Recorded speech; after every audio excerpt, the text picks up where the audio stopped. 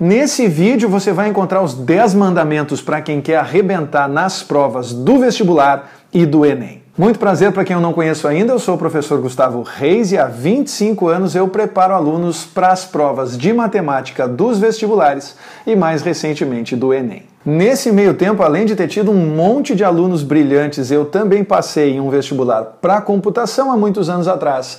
E mais tarde passei também em medicina, mas não cursei, não é minha praia. Cadáver, não, tô fora. Vamos então ao mandamento de número 1. Não subestimarei nem superestimarei a prova. No dia da prova ninguém vai estar completamente tranquilo, portanto, sentir aquele nervosinho antes da prova começar é normal, isso acontece em todas as circunstâncias importantes da nossa vida. Vestibulando tem essa mania de achar que a prova do seu ano vai ser a mais difícil de todos os tempos. E a verdade é que o mais provável é que a prova do Enem seja uma prova como as provas dos anos anteriores e os vestibulares também. As provas não mudam tanto assim de um ano para o outro. Portanto, é importante a gente ter em mente duas coisas. Primeiro, que a prova não vai ser a mais fácil de todos os tempos, é importante respeitar e se preparar bem. E em segundo lugar, a prova não vai ser a mais difícil de todos os tempos só porque é a nossa prova. Mandamento de número 2, saberei por onde começar. Presta bastante atenção quando você estiver dentro da sala de aula e o fiscal anunciar que está na hora da prova começar. Vocês vão ver pessoas desesperadas virando o caderno de questões e atacando como se a prova estivesse prestes a terminar. Você faz 15 segundos que a prova começou. O saber por onde começar é uma questão de estado de espírito.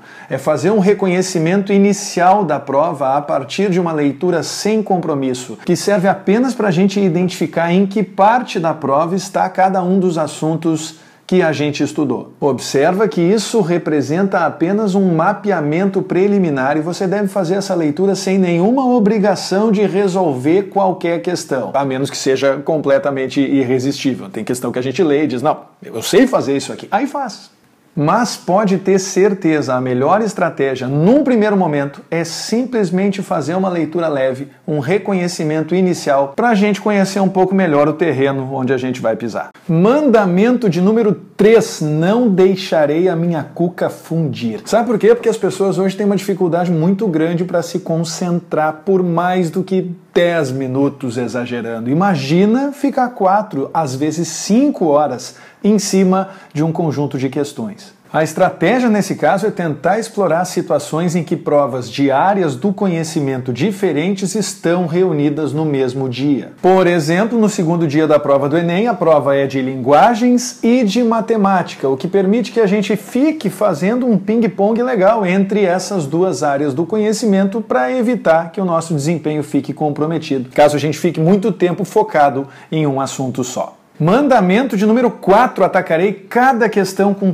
todas as minhas armas. Nem sempre a gente encontra um caminho formal para resolver cada uma das questões da prova, em especial no campo das ciências exatas, o que não significa que a gente deva desistir. Muitas vezes a gente acaba tendo que colocar em prática aquilo que eu chamo de engenharia reversa, que consiste em pegar as alternativas e jogar os seus dados no enunciado até encontrar uma que feche. Você também pode usar força bruta para chegar na resposta, quando a gente abre mão de técnicas mais sofisticadas e resolve fazer literalmente no braço. E o terceiro método, também bastante comum, é o de eliminação de alternativas absurdas. Às vezes a gente não consegue chegar no resultado diretamente por intermédio dos dados que o enunciado nos oferece, mas eliminar alternativas absurdas pode facilitar bastante a nossa vida na eventualidade da gente ter que chutar. Mandamento de número 5, não serei distraído nem obsessivo em relação ao tempo. Verdade seja dita, se nós fôssemos ensinados a gerenciar o nosso tempo da melhor maneira possível, provavelmente nós jamais reclamaríamos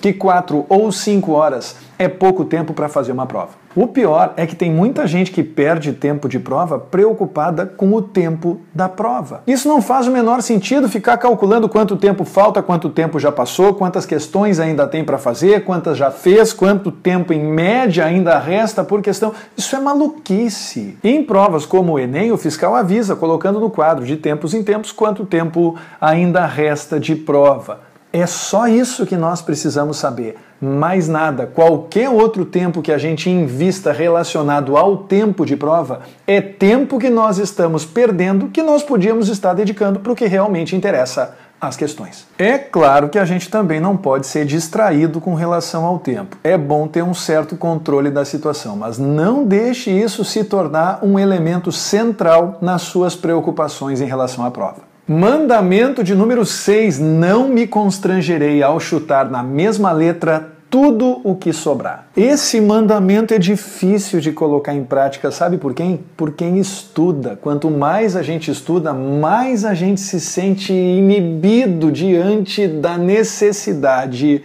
de chutar. A verdade é que essas provas são longas e todo mundo chuta, só que umas pessoas chutam melhor que as outras porque têm consciência de que esse processo é um processo seletivo e não um processo de avaliação. No processo seletivo tem vantagem quem sabe se comportar diante de uma prova objetiva. E se a gente colocou em prática o mandamento de número 4, de colocar todas as armas a serviço da resolução das questões, o melhor a fazer, depois de esgotadas as nossas possibilidades de resolver cada questão, é, sem nenhuma dúvida, chutar tudo na letra que você marcou menos até ali. Quando a gente chuta, a gente não mira em acertar todos os chutes. A gente tem que chutar com humildade. A gente chuta para acertar o máximo de questões que a gente puder, dentre as questões que a gente não sabe fazer. Simples assim. Mandamento de número 7. Não entrarei em pânico ao perceber que eu não sei tudo. Esse mandamento também é importante para quem estudou, porque quanto mais a gente estuda, mais a gente tem aquela ambição de conseguir resolver todas as questões de todas as provas. Não vai acontecer. Vou repetir, não vai acontecer. Uma prova de vestibular ou do Enem é como uma grande guerra, composta por muitas batalhas. Cada questão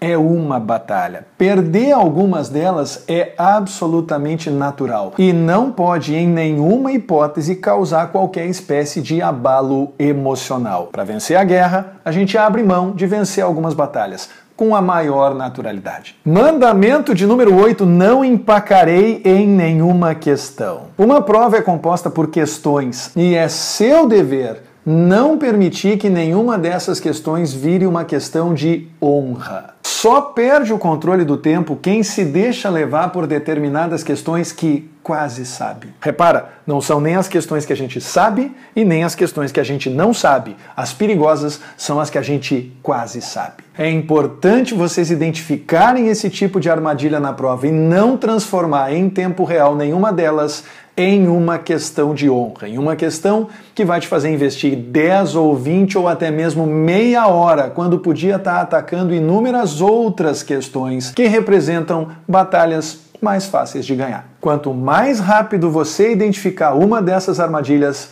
melhor. Fuja delas imediatamente. Deixa essas armadilhas para o final, sabe por quê? Porque periga você se surpreender no final da prova, quando olhar de novo para ela e a resposta vem. Mandamento de número 9, não atribuirei ao vestibular e ao Enem uma importância maior do que eles têm. A expectativa de vida no Brasil hoje está beirando os 80 anos, tanto para homens quanto para mulheres. E é bastante provável que você, que está fazendo vestibular agora com 20, tenha 60 anos para decidir em cada fase da sua vida o que pretende fazer. Portanto, é claro que nesse momento de vida o vestibular e o Enem adquirem uma certa importância, mas isso é completamente diferente de atribuir a eles a responsabilidade de representarem a fronteira entre hoje e a vida profissional que vocês vão trilhar daqui para frente. A verdade é que o vestibular e o Enem, cada um à sua maneira, servem para retratar um momento, e esse momento pode ou não ser o seu. E aí, considerando tudo isso, o melhor pensamento é: se eu passar dessa vez, que bom. Se eu não passar, ano que vem,